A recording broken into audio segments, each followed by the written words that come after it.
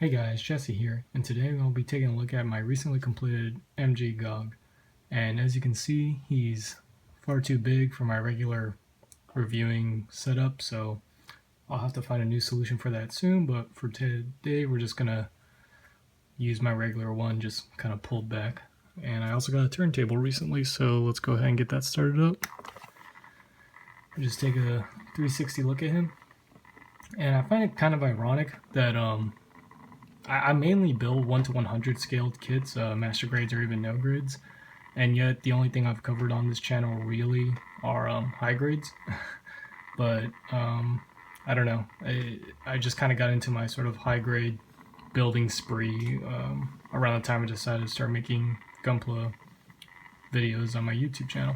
But anyways, so here he is. As you can see, I mean, he obviously doesn't come like this out of the box, but I did a massive weathering job and battle damage job on him.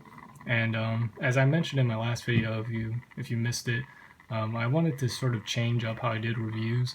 I just wanted to talk more about like the building process and the way I did things, and I think having a very like heavily battle damaged and weathered gunplay to talk about will help me practice that sort of style. But anyways, just to talk about the build itself, this kit is from 2003, and it definitely shows its age. It's mainly in the plastic, not necessarily the building of it, like the engineering. The plastic's just old. Like it's a lot of huge pieces. Like his, I don't want to call it skirt armor, but lower armor and chest are just like two pieces. That just go together. They're ginormous. But you can like see the swirling in it, and the quality of plastic just isn't as nice as what we get today.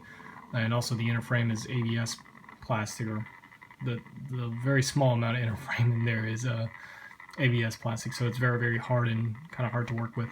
The black here on his feet and in the knee joints, and as he comes around, the black like kind of between the shoulder armor and the chest are all kind of like rubber-like material. It's not actually rubber. I forget what it's called. I think it's called TPC or something like that. It's actually plastic that is meant to sort of have the properties of rubber. So that's really cool.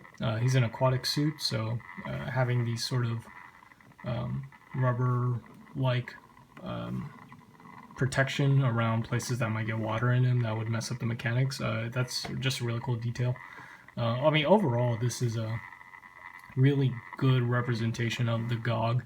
Kind of has all the correct proportions. So, in my opinion, this is the best version of the Gog you could get. Just talking about the things I did to him, the little like cannons in his belly area, I repainted bronze, and the torpedoes next to him are also repainted silver. Let's just stop the spin here. Yeah, I'll just get him on sand. Now he's sort of out of the photo booth, so it's gonna be kind of awkward. I painted his sort of propellers here silver, and then underneath he's got like gunmetal and red paint there. I also repainted the mono eye like metallic. So, oh, and one more thing. The thrusters here are repainted chrome and then weathered them. They're usually the color of this backpack, which is really weird. In any case. So, oh, another thing, I repainted some of the inner frame there because that has some really nice mechanical detail that I wanted to sort of bring out. But yeah, overall, he's a really nice kit, especially if you like the Gog. In terms of what I did, obviously battle damage just followed what I usually do. Just scuffs like here and just scratches in places and bullet holes using a Dremel, then energy blasts here on the shoulder, on the chest, and on the lower arm. I also decided it would be really cool to sort of blast away a big chunk of the shoulder armor, because this is just like one big piece. This isn't two pieces clamped together or anything. So that's what I really liked about this guy. I do really like big pieces and giant molo suits because it's like a big blank canvas to me that gives me an opportunity to do whatever I want with it. I don't have to worry about like busting tiny parts or anything. These arms don't have an inner frame at all, like what you see here is pretty much what you get, but that means that they're incredibly flexible. And kind of do this. And each of these fingers, let me tell you something about these fingers and hands though. These are a nightmare. I hate everything that these fingers stand for. Like, so each of these, actually it'll be better if you see under here. Each of these fingers are two pieces, and it's one piece that goes on this way and one piece that goes on this way. And you know what that means? That means seam lines, like seam lines out the ass. And fixing all of these seam lines, you see I fixed them up like almost perfectly because I wanted to spend a lot of time on this guy, was just a nightmare. Like, it was awful. And the hands also have a giant seam line that runs that way because it's two pieces together. You can't see them on my kit because I fixed them, but man, that was just awful. that was like the biggest negative of this kit was those fingers. Of course, you just put them together and forget about it, but I like to fix my seam lines. So, yeah, these spin. Actually, that one doesn't spin very well, but these spin. I got that one in kind of tight. Yeah, so those spin. The jetpacks move, or the thrusters move, so that's nice. But yeah, so I mean, I just applied my regular weathering techniques. I kind of want him to match my ACK guy, who's also weathered similarly. I also painted the pilot in there, which you can view. If I can, yeah, there we go. You are not going to be able to see him in there. Yeah, forget trying that. But he's in there and he's painted up. One thing I did try new here was I've always wanted, let's see if I can get this. I've always wanted to try this, and that's to crack clear pieces. And the way I did this was I took my Dremel and made like that initial larger gash. And then I took my hobby knife and just sort of carved out on the surface of this piece for that crack. And I think I came out really well. And then I used a Gundam marker to just sort of fill it in with black to give it more definition. And I think it worked out really well. And I don't know, I like to tell a story with my battle damage, and I feel like I succeeded with this one. So this kit does have one gimmick besides the moving mono eye, and that is that it can go into its sort of cruising submarine mode, and that's achieved by putting the arms up and the hands sort of flush with the shoulder pads and the legs up and sort of together.